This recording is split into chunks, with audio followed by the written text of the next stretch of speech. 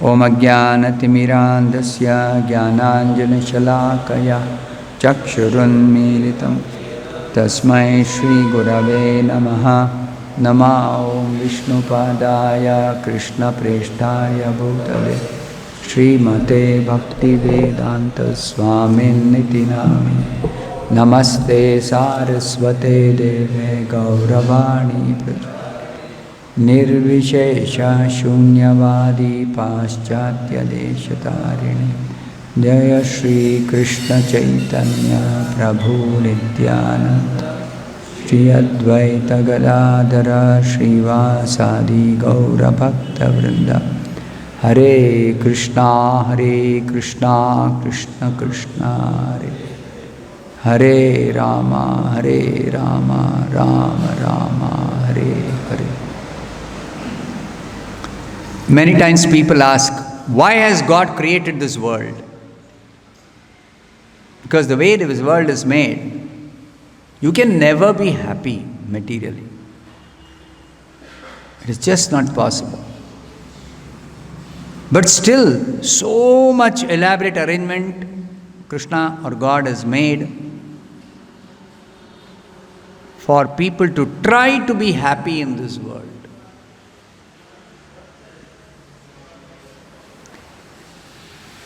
But it is a fact that this world is made in such a way that nobody can be happy.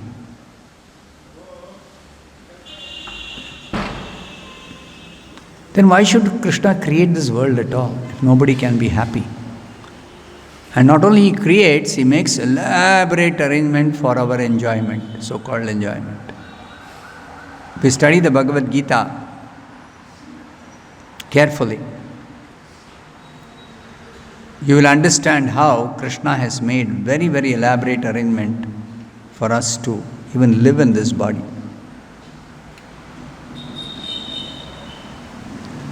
Just to maintain this body, so many arrangements that we have to take some food, and that food has to be mixed with water and air, and it has to be mixed with so many secretions, it has to be digested, and all this Krishna is involved, not directly, but through his arrangement, through his energy. It's working like a very, very, very huge machine, yantra. There is this micro yantra, this body. Each one of us has got this body. And there is the biggest yantra, the universe itself, universal body. And so much arrangement. Ultimately, this body, even though such nice arrangement has been made, it is going to perish. Antavanta ime deha. So then why Krishna should make all this arrangement? Why should he create? Why should he make this arrangement? So our Gaudiya Vaishnava Siddhanta perfectly explains this point. Krishna bhuliya jeev bhoga vancha kare. Desiring to enjoy materially. Materially means, before creation where is matter, where is material enjoyment, or where is concept of material enjoyment. That before creation, the desire to enjoy, the idea of enjoyment, what kind of enjoyment? Independent enjoyment, independent of Krishna.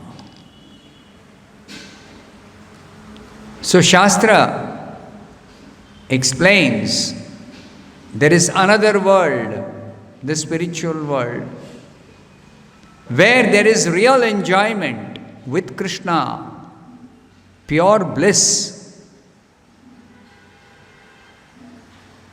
In that spiritual world, there is no distress, there is no disease, there is no old age, there is no creation, there is no arrangement. That is our natural, most congenial existence. But some concocted idea, I want to enjoy independently. That's why Krishna bhuliya jeev. Independent enjoyment means you have to forget Krishna.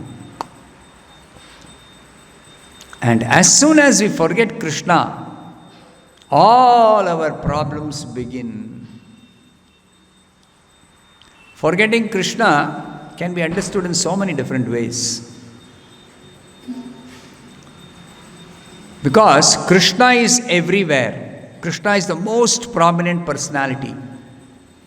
Krishna is the central point of our existence, everyone's existence. So how can you forget Krishna? Actually, it is not possible to forget Krishna. So therefore,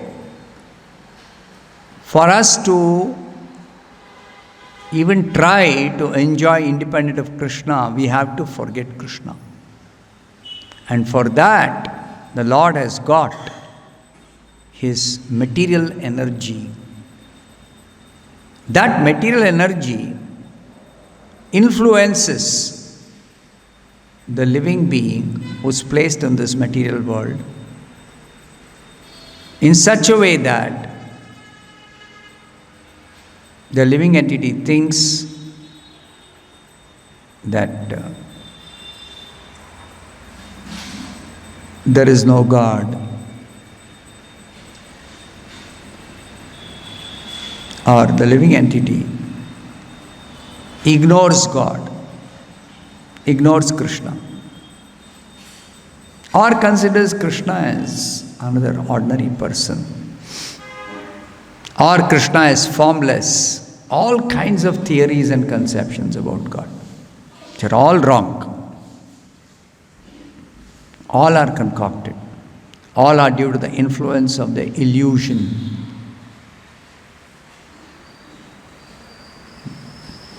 So only because we desire independent enjoyment, Krishna has to create this world, Krishna has to maintain, Krishna has to make elaborate arrangement.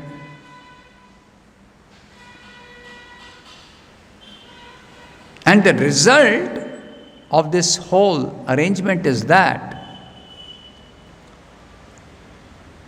we get entangled, we complicate things by our concocted desires for enjoyment, we get implicated, we suffer miseries. All this is not desired by Krishna, neither we desire it. Nobody desires distress or suffering. But the result of what we do is distress or suffering.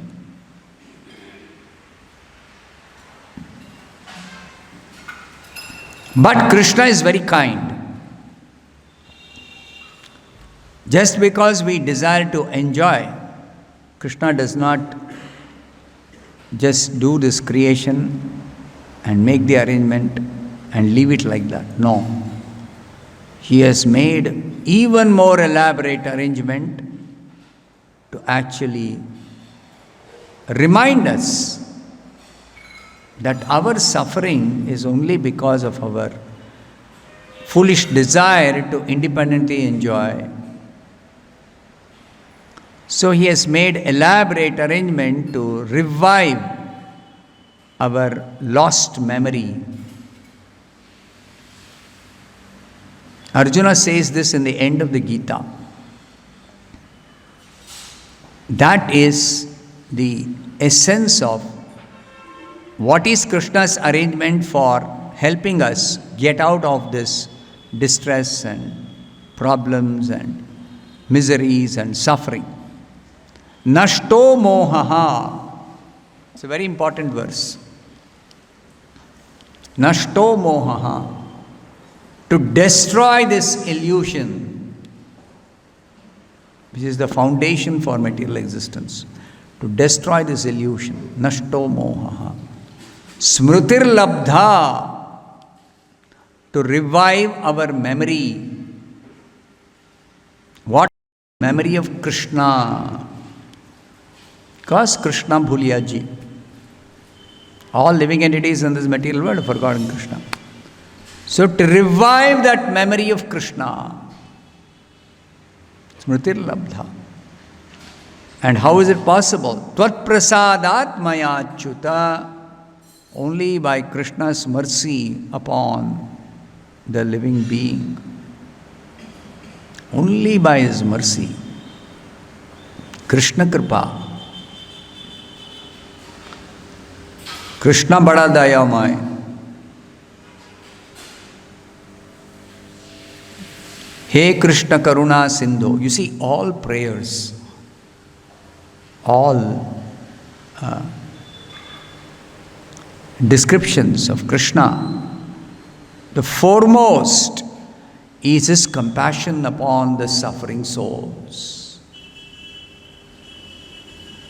His suffering, his compassion. Krishna's compassion. Tat prasadat maya achyuta. By your mercy, by your compassion.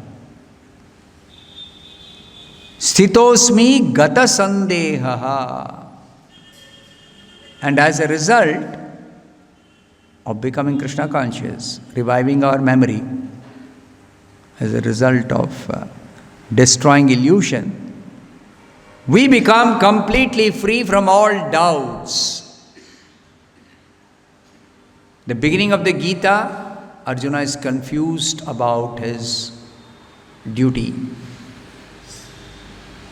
Karpanya doshopahata svabha pruchhami tvam dharma sammudha cheta. So the doubt or confusion, beginning of second chapter is this doubt. So the doubt is completely destroyed again by Krishna's mercy, by Krishna's compassion. When illusion is destroyed, our memory of Krishna is revived, then no more doubts. Sitosmi gata sandehaha karishye vachanam tava. After all this, what is Arjuna going to do? Okay, your doubts are all cleared, your memory is revived,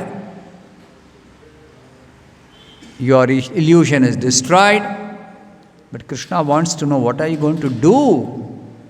Are you going to fight in this battle or are you not going to fight? Because end of first chapter, what did Arjuna say? I'm not going to fight.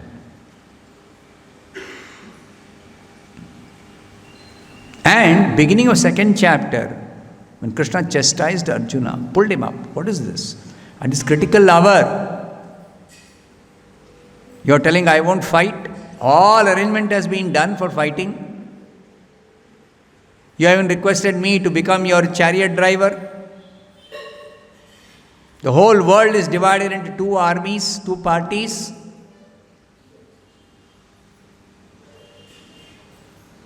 All peace negotiations failed. Krishna himself went on behalf of the Pandavas. It didn't work out. So war was inevitable.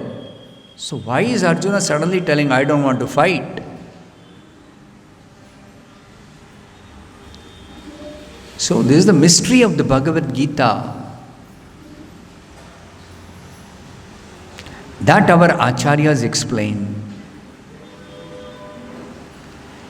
If you actually speak to people who study Bhagavad Gita outside of Gaudiya Vaishnava devotees or followers, everyone neglects the first chapter. First chapter is not important. For us, the first chapter is most important. It is the beginning. Our acharyas have written elaborate commentaries on the first chapter. Very elaborate commentaries. Srila Prabhupada gave a series of discourses on the first chapter in London in 1969. Very nicely, Srila Prabhupada is elaborately explaining the importance of each of those verses of the first chapter. That is how the real connection between Bhagavad Gita and Mahabharata is established in the first chapter. Otherwise, after that second chapter, seems to be no connection. Actually, it is there. Connection is there throughout the Gita with Mahabharata, with history, historical incidents.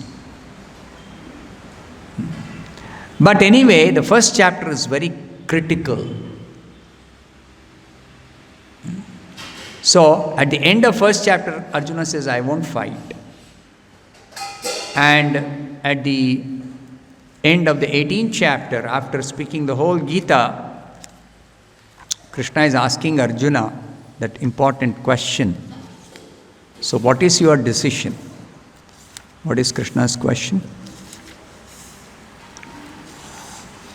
Kachid etat shrutam partha tvayekagrena chetasa kachid ajnana sammohaha pranashtaste dhananjaya. Krishna is asking, have you heard this attentively with your mind? Are your illusions and ignorance now dispelled? So that Arjuna directly answers, yes, my illusion is dispelled, my memory is revived by your mercy, and I am free from all doubts. But this last line that Arjuna says, Karishye vachanam tava. Kindly note, Arjuna does not say, I will fight. He does not say, I will not fight. He's telling something else, which is very, very, very, very significant.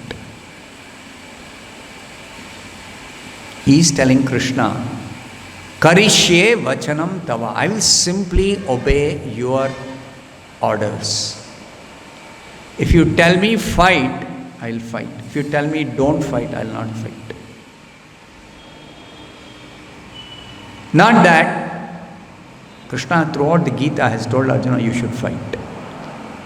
So Arjuna will say, okay, I'll fight.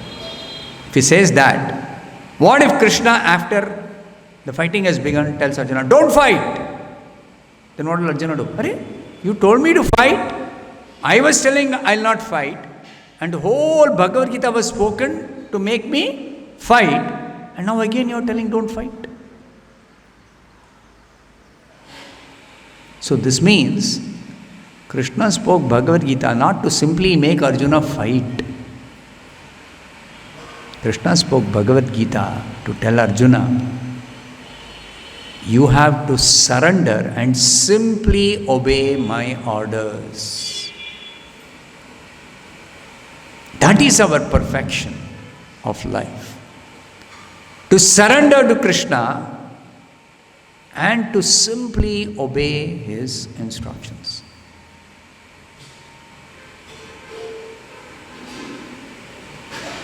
So, our material existence is only because of this independent attitude in rebellious attitude against Krishna. So this stems from the enviousness towards Krishna. That is why rebel. Krishna is so loving. He is so kind. He is full of all good qualities. Samasta gunagana dhama. Srila Bhaktivinoda Thakur says, Krishna is the reservoir of all the good qualities to an unlimited degree. So such a personality, how can we rebel against him? It's only because of enviousness. Enviousness. Matsarata. So pure devotees are described as Nirmatsaranam Satam. They are completely purified of all enviousness. And the characteristic of material existence is everybody is envious. All those in material existence are in material existence because they are envious. Envious of whom? It may seem like they are envious of one person, envious of another person, some other person, some other person. But that's not the real envy.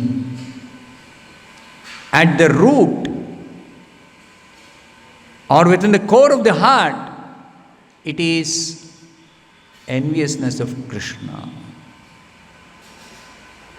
Enviousness of Krishna. Because the enviousness towards others is incidental to our present body, to our present situation. But enviousness towards Krishna is deep-rooted.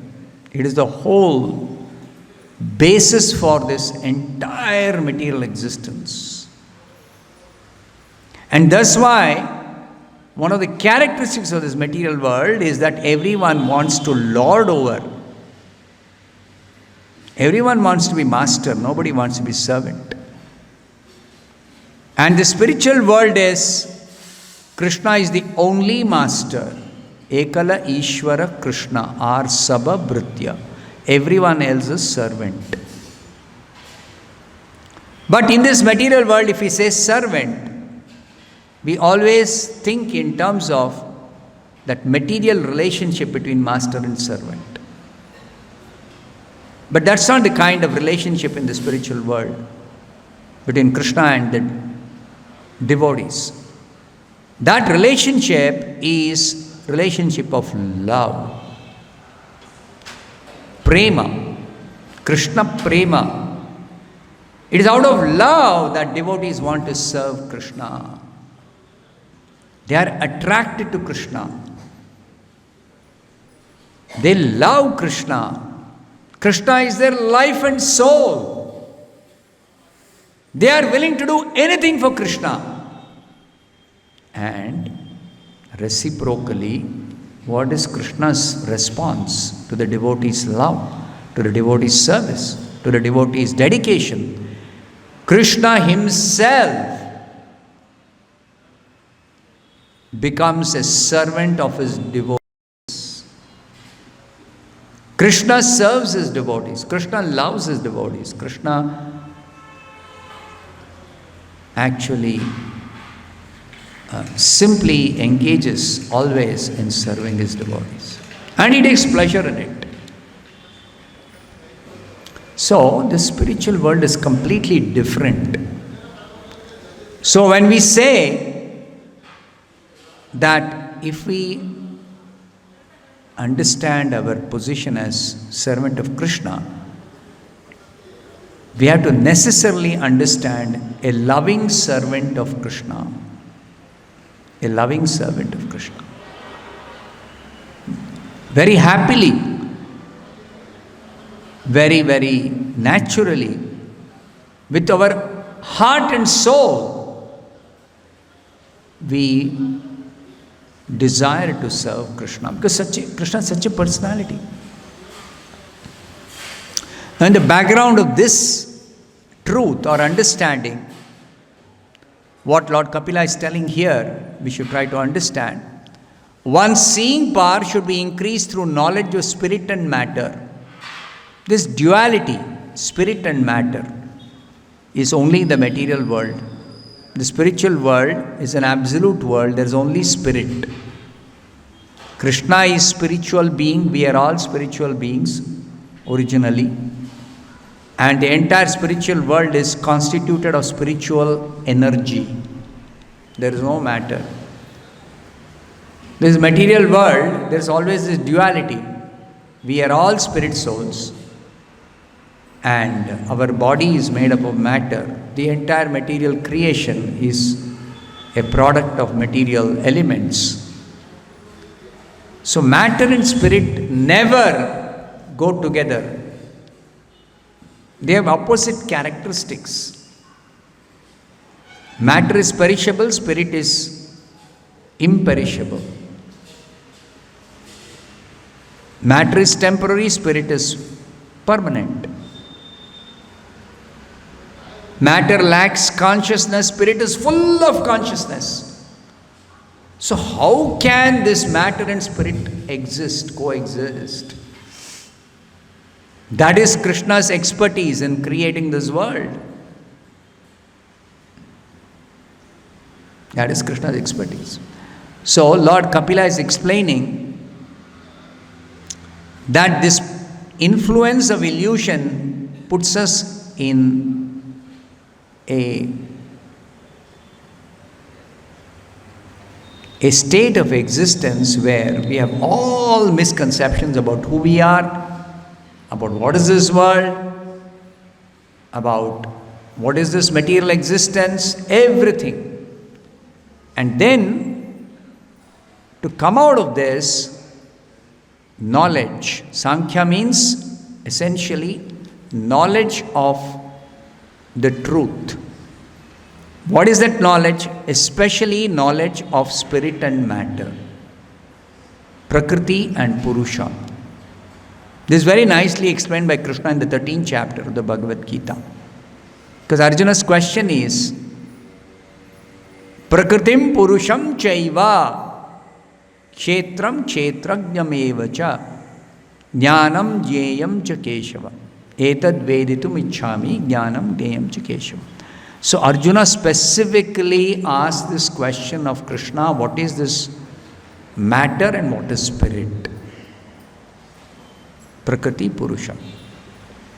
So that is the knowledge of Sankhya, knowledge in the Sankhya philosophy explained by Kapila.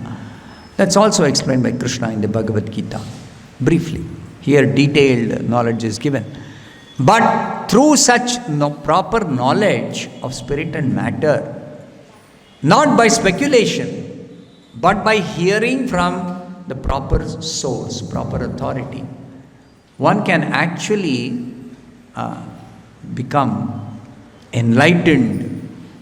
Then one seeing power, that means seeing through knowledge, not seeing in ignorance. One should not unnecessarily identify himself with the body. One should not identify with the body.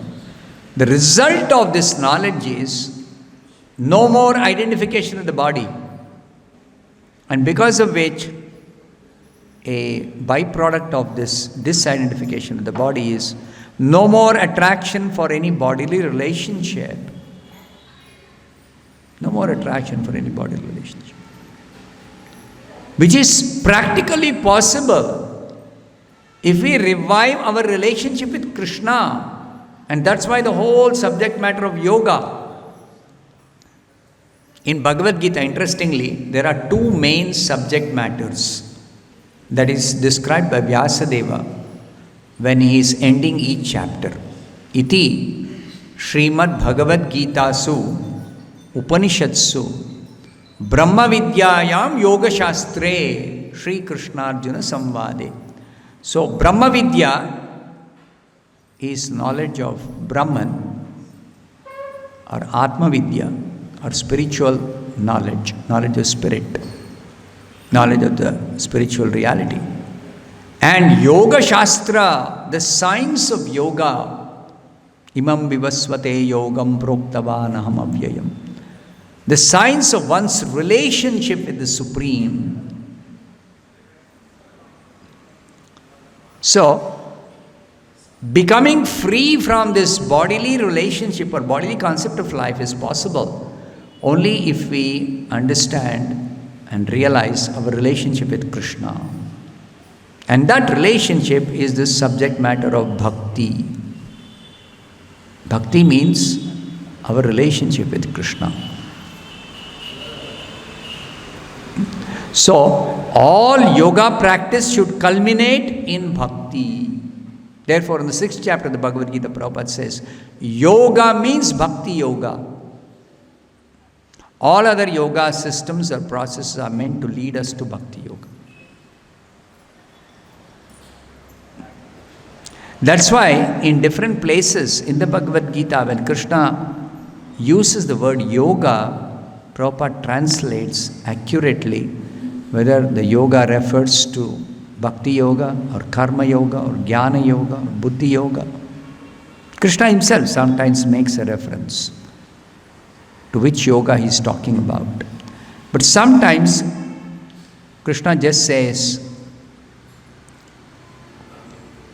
tapasvibhyo adhiko yogi jnanibhyopi matodhikaha karmibhyaschadiko yogi tasmad yogi bhavarjuna. So somebody may say, which yogi Krishna is talking about? He is talking about jnana yogi or karma yogi or ashtanga yogi or bhakti yogi. He simply says yogi, yogi, yogi, yogi. So therefore, there is a need for understanding in this parampara system. Evam parampara praptam imam rajarshayo viduhu. To understand the science of yoga, Krishna instructed the kings who are representatives of Krishna in this material world to educate the citizens. Only then we can understand. So Bhagavad Gita is not to be understood except through the parampara system. So in the parampara system it's very clear. Brahma Vidya, Yoga Shastra. Both are explained. And Prabhupada clearly says, yoga means bhakti yoga, but other yoga systems are for those who cannot take to bhakti yoga directly. They gradually are led to bhakti yoga through their natural inclination to work according to their conditioning, karma, jnana, tapasya. So, better than tapasya is yoga means better than all these austerities, or rather the goal of all austerities is to revive our relationship with Krishna, the loving relationship with Krishna. Automatically these bodily relationships will become meaningless. It will automatically go away. So that's what Lord Kapila is telling.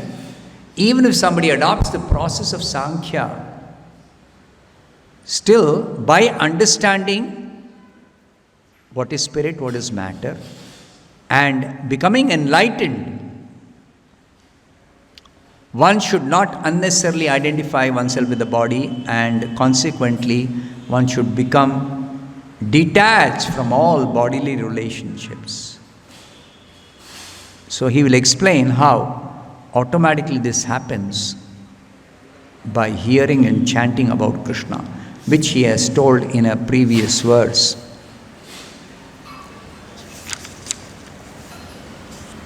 One has to become faithful by practicing the controlling process of the yoga system and must elevate himself to the platform of unalloyed devotional service by chanting and hearing about me.